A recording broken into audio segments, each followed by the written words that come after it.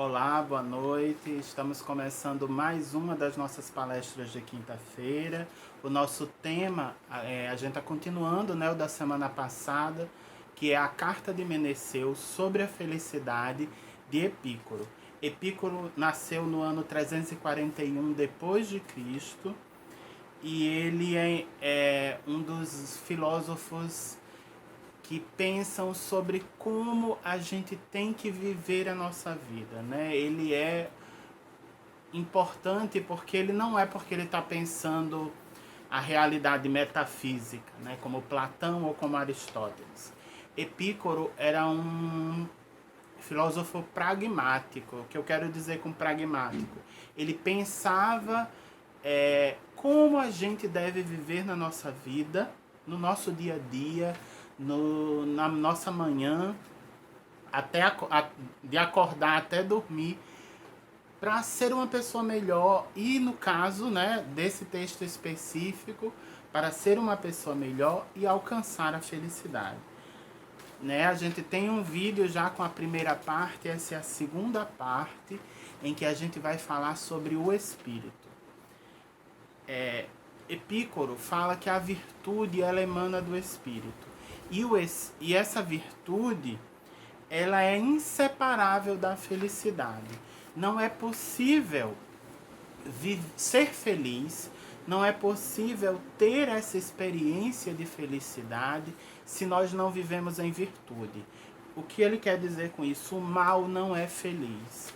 Quem faz o mal, quem trama contra as outras pessoas, quem pensa, quem produz coisas que fazem mal a outras pessoas, quem se aproveita do outro, quem rouba, quem comete crimes, elas não podem ser felizes. Aí a gente pode pensar no que é felicidade, né? Porque se você for buscar, vamos pensar num corrupto. Esta pessoa tem dinheiro, esta pessoa tem posses materiais que o que ela desejar ela pode ter, porque o dinheiro compra isso. Mas aí a gente vem aquela frase maravilhosa que o dinheiro não compra felicidade. Né? O material não produz felicidade per si. Né? A felicidade ela é um estado de espírito. Então é a situação espiritual, é a realidade espiritual, é a experiência espiritual que vai nos trazer felicidade. Para buscar essa felicidade, a gente tem que buscar a virtude. Qual é o primeiro passo, segundo Epícoro, para a gente buscar a virtude? Buscar uma sanga, no termo budista, né? Buscar uma família, buscar um grupo que nos apoie a construir essas virtudes. É muito mais difícil ser virtuoso se você é a única pessoa naquele ambiente que é virtuoso. Né? Digamos, você quer ser vegetariano, mas ninguém na sua casa, entre seus amigos, na sua realidade é vegetariana. Então, como é que você sozinho vai conseguir manifestar essa virtude na sua vida? Certo? Qual é a sugestão que Epícoro faz? Qual é a sugestão que Epícoro dá? Busque pessoas que estejam alinhadas com as virtudes que você quer desenvolver.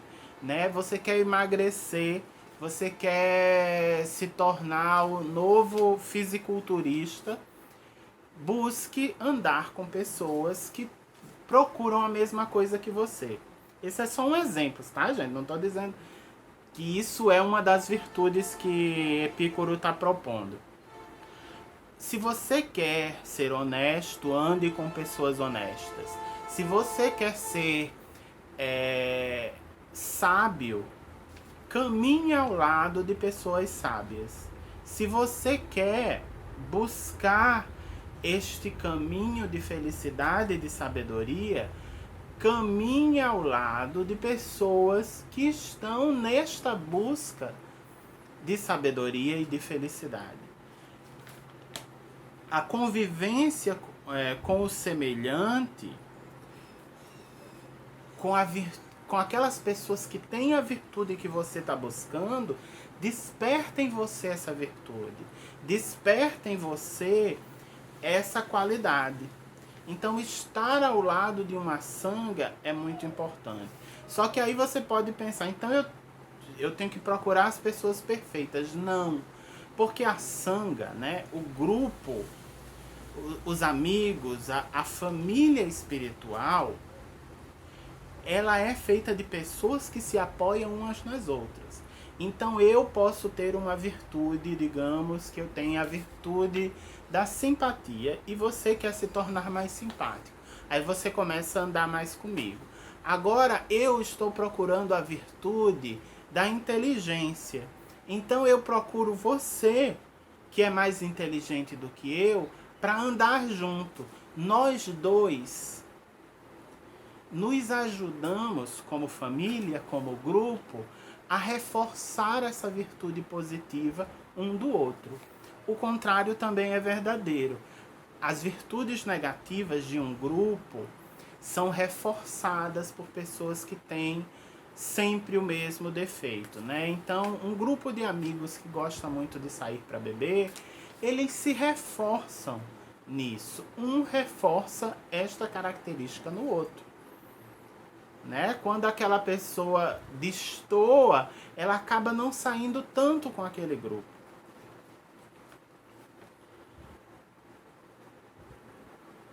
Qual é a virtude que você tem que buscar? Qual é a virtude que te falta? Esse é o segundo passo, né,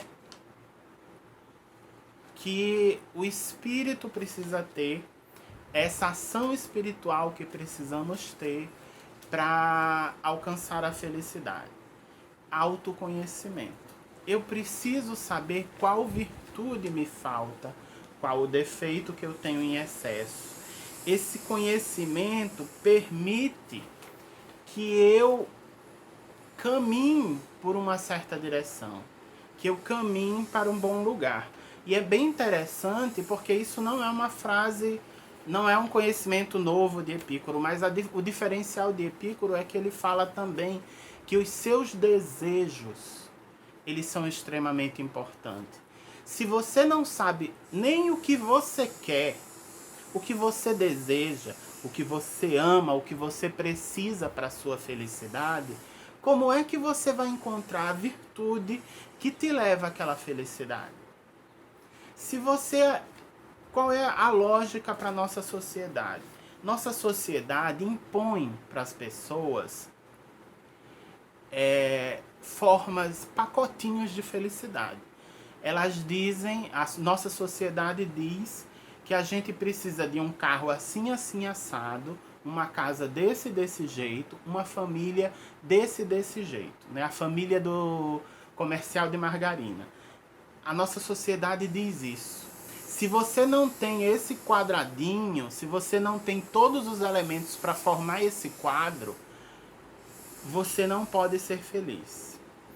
Aí vem a questão, você realmente precisa ter filhos para ser feliz, por exemplo? Você realmente precisa desse apartamento no melhor prédio, no melhor lugar da cidade? Você precisa, de fato, na sua vida, de um carro, o mais caro possível?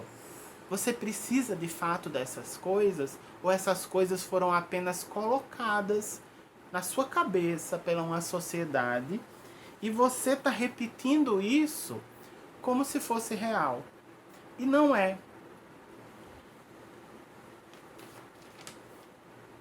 O conhecimento seguro dos desejos leva a direcionar toda escolha e toda recusa para a saúde do corpo e para a serenidade do espírito. 2 pontos são necessários para que a gente alcance a felicidade. Saúde do corpo. Ninguém é feliz se você está doente. Isso é um fato. Não vamos fugir da realidade do mundo, que o corpo dói, que uma doença incomoda, que isso atrapalha a nossa felicidade. Isso é uma realidade do mundo, não vamos fugir dela. E também não vamos fugir da serenidade do espírito. Se você não tem um espírito sereno, se você não tem um espírito em paz, por mais que você seja saudável, você não será feliz. Como é que você alcança esses dois? Como é que você alcança a saúde? Como é que você alcança a serenidade? Conhecendo você mesmo. O que é que te faz saudável? Porque o que me faz saudável não é o que te faz saudável. Nós temos corpos diferentes e realidades físicas diferentes. Eu não posso, por exemplo, se você tem uma anemia imensa, eu te dizer, seja vegetariano, que isso vai te levar à felicidade. É uma agressão a você, é uma agressão ao seu corpo. Né? Um dos elementos do yoga é que a gente não deve autoagredir a nós mesmos. Que todo movimento é leve no yoga, porque a gente não pode causar agressão. Comer coisas que te fazem mal, certo? São agressões. Mas o que é que te faz mal? Você sabe quais são? Eu, por exemplo, não posso, adoro tomar chá de hibisco, mas me faz mal. Me dá uma azia, assim, o hibisco descer e a azia subir. Então eu não tomo porque eu sei que me faz mal. O que é que te faz mal e você usa, o que você consome, né, refrigerante? Pode ser que o refrigerante não te faça mal, mas pode ser que para outra pessoa faça. Então a gente precisa se conhecer, conhecer quais são os desejos que a gente pode atender do nosso corpo para que ele seja saudável e quais nos fazem mal. A gente precisa saber quais são os desejos do nosso espírito que devem ser atendidos e quais nos fazem mal. Atingir este estado, né, de felicidade, de serenidade do espírito, toda tempestade se acalma e ninguém tem que ir em busca de nada. A graça da felicidade é essa. A gente procura a felicidade. Mas quando a gente encontra a felicidade, a gente não precisa procurar mais nada. E não é porque você tem tudo. A felicidade não é sobre ter. Não é sobre ter as coisas, não é sobre ter o relacionamento perfeito. Não é sobre ter a casa perfeita ou as coisas ou a conta bancária com tantos dígitos quanto você queria. Não é sobre isso a felicidade. A felicidade é um estado. Eu cheguei até lá. Eu cheguei até esta conformação, esta formação da minha vida, esta organização das coisas que me tornou feliz. Mas volto a esse ponto porque ele é importantíssimo. Qual é a formação, qual é a conformação, quais são os elementos que são necessários para a construção da sua felicidade? Se pergunte, se conheça o que você precisa para ser feliz.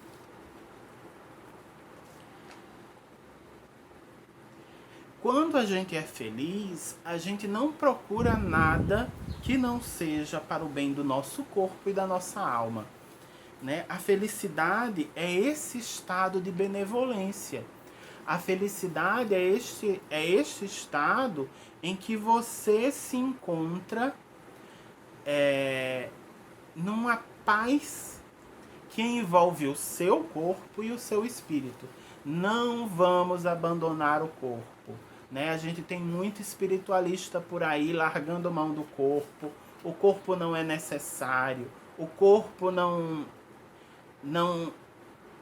essa matéria ela não nos serve. Isso é um erro. O corpo é necessário, a realidade física é necessária, a experimentação das coisas na matéria são necessárias. Então seja feliz com o seu corpo também. Seja feliz se achando bonito, seja feliz tendo prazer, seja feliz comendo, seja feliz fazendo sexo, seja feliz abraçando as pessoas, tendo contato físico. Seja feliz dormindo numa cama confortável. Seja feliz habitando uma casa que você acha bonita. Todos esses elementos fazem parte da felicidade. A gente não precisa excluir isso e buscar apenas o espiritual. Eu vou ser feliz apenas depois que eu passar para outra realidade. Sim, nós seremos felizes, muito mais felizes do que somos agora, quando retornarmos à nossa casa espiritual, ao lado, né, retornarmos a Deus. Sem sombra de dúvida, a felicidade neste ponto é inigualável. Mas se a gente não aprender a ser feliz aqui, nessa realidade, com o encantamento desta realidade, nós não seremos felizes lá. Nós não conseguiremos chegar até lá, porque faz parte do aprendizado aqui, faz parte do aprendizado neste plano ser feliz. Um elemento bem interessante é que que se liga muito ao budismo é que o Epicuro afirma que nós devemos ser autossuficientes. O que quer dizer autossuficiência? Primeiro é que eu sou feliz por minha causa. Eu não sou feliz por causa das ações que acontecem ao meu redor. Certo? Eu estou feliz na minha casa. Eu não preciso ser de uma casa diferente para me fazer feliz. Entenderam o meu exemplo? Digamos que você é muito infeliz na sua casa porque você não gosta do ambiente que você mora. Aí você se muda para outro lugar e você continua infeliz. Certo? Eu tenho uma experiência pessoal para contar sobre isso. Eu era muito infeliz em Natal antes de me mudar para Belo Horizonte. Então eu achava que quando eu saísse de Natal e fosse morar em qualquer outro lugar, eu encontraria uma felicidade. E aí eu descobri, quando eu cheguei em Belo Horizonte, que não era Natal, que nunca foi Natal, que não importava ser Natal. Eu era infeliz porque faltava coisas em mim. Faltava coisas dentro de mim. Eu não era autossuficiente. Então, eu precisei ter essa experiência de sair da cidade e ir para outro lugar. Eu morei 5 anos fora para entender que nunca foi Natal, que o problema nunca foi Natal. Porque a felicidade independe dessa realidade. A felicidade, ela depende de como eu penso, de como é o meu estado mental e de como eu recebo essas coisas. Porque aí vem a autossuficiência. Essa é a grande lei de Epicuro, certo? E é algo que a gente tem que guardar no coração. Tudo que é natural é fácil de conseguir. Difícil é tudo que é inútil. Ou seja, se você está lutando há 5, 10 anos para conseguir tal coisa e essa coisa nunca vem para você, tá na hora de você parar e pensar, talvez isso não seja para mim. É por isso que a autoconsciência é muito importante. É por isso que a autoconsciência não, a consciência de si é muito importante. Porque se você não tem consciência de si mesmo, você não vai saber se você está buscando alguma coisa porque é de fato importante para você, ou se aquilo é algo que colocaram na sua cabeça e você está indo. E principalmente, o momento de desistir. A nossa sociedade construiu a imagem de que quem desiste é um perdedor. Isso é errado. Desistir significa que você fez tudo o que era necessário. Você fez tudo o que deveria fazer, mas aquilo não é para você. É preciso ter sabedoria. Na oração de São Francisco diz isso, né? Que a gente precisa ter a sabedoria para desistir das coisas. Ter a sabedoria para reconhecer que aquilo não te serve, que é melhor você ir por outro caminho. buscar outras coisas, do que ficar batendo naquela pedra que nunca vai chegar para você. É impossível ser feliz se você está buscando algo que nunca vai chegar, esperando algo que nunca vai chegar. Todo dia que essa coisa não chega, você acordou frustrado novamente. Então é preciso superar isso.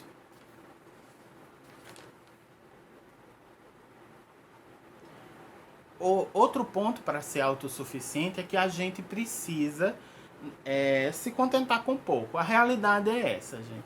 É muito melhor a gente ser feliz com pouco que tem, porque quando a abundância vier, e ela vem, a gente vai ficar ainda mais feliz. Só que isso é uma das leis do mundo. As ondas. A vida vem em ondas. Em um momento você está lá em cima e outro momento desce. Lá em cima e depois desce. Essa é uma regra, certo? Essa é a realidade do mundo. Se essa é a realidade do mundo, você vai ter momentos em que você vai ter pouco e você vai ter momentos que você vai ter muito. Você precisa ser feliz no momento que você tem pouco. Que você tem pouco dinheiro, que você tá saindo pouco, que você tem pouco. Seja feliz no pouco, porque quando você for feliz no muito, quando você tiver o muito, você será muito feliz. Mas esse muito feliz vai acabar. Então você vai ter a oportunidade de ser feliz no pouco. É possível, gente. Eu sei que é difícil, a gente fica... A frase que a gente aprendeu nessa sociedade é que nós não devemos nos contentar com migalhas. Essa é a frase, certo? Mas isso é só soberba. Quem disse que é migalha? Certo? Quem disse que é pouco? Ou melhor, quem disse que você merece mais? Isso é uma outra loucura. Que a gente fica achando que a gente... não, eu mereço muito mais que isso. Quem disse? Certo? Se o universo, se Deus está te dando aquilo, é porque agora, naquele momento, você merece aquilo. Certo? A gente precisa ser pragmático, a gente não pode ficar fantasiando sobre a nós mesmos. Como se a gente fosse um rei, porque é essa a realidade. A sociedade inventou que todo mundo é príncipe e princesa e que todo mundo merece o banquete real. Não tem condições de todo mundo ser príncipe e princesa. Você terá seu momento de príncipe ou princesa. Mas você também terá o momento que você é a Cinderela. Você também terá o momento que é a sua vez de servir outro reizinho. Certo? A gente cumpre todos esses papéis. A gente precisa ter consciência e pragmatismo e não pode estar sofrendo como criança mimada, esperneando porque não é mais a sua vez de ser rei. Não é mais a sua vez de usar a coroa. A gente não pode ser essa criança mimada. O universo não cria crianças mimadas. A simplicidade, ela proporciona saúde e meios para superar a adversidade. E a adversidade vai vir, gente. A gente não pode se iludir esperando. Você sabe qual é o grande problema hoje dos casamentos? Porque eles acabam tão rápido, é porque as pessoas foram enganadas pela sociedade, esperando que o amor verdadeiro é aquele que a pessoa nunca briga. As pessoas brigam, gente. Por quê? Porque o mundo não é perfeito. O mundo é de sofrimento, é o que Buda dizia. Então haverá sofrimento, haverá queda. Você vai ascender e haverá queda. Quanto mais alto você subir, a queda é maior. Então, a queda vai acontecer. O sofrimento vai chegar. Toda felicidade, todo carnaval tem seu fim. Toda felicidade chega ao fim. A gente precisa estar preparado para esse fim. Quando a gente tem consciência disso, é que a gente alcança a felicidade, que a gente alcança a serenidade do espírito. Porque o espírito, ele deixa de ser sereno porque ele está sofrendo por algo que ele não pode mudar.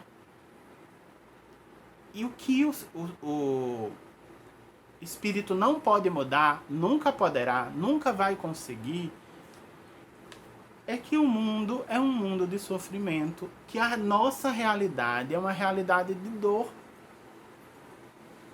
Então a dor vai acontecer, a gente passa por ela, não se apega e vai. Para concluir, né, uma frase aqui do Epícoro. Viverás como um Deus entre os homens, porque não se assemelha absolutamente a um mortal, o homem que vive entre bens imortais. A única coisa que não fica nessas ondulações do mundo material são os bens espirituais, as virtudes. Se apegue no amor de Deus. Se apegue, e quando eu falo Deus, no Deus que você cultua. Não nos importa isso. Mas se apegue a esse amor. Se apegue à vontade divina, se apegue ao amor divino, se apegue à sabedoria divina.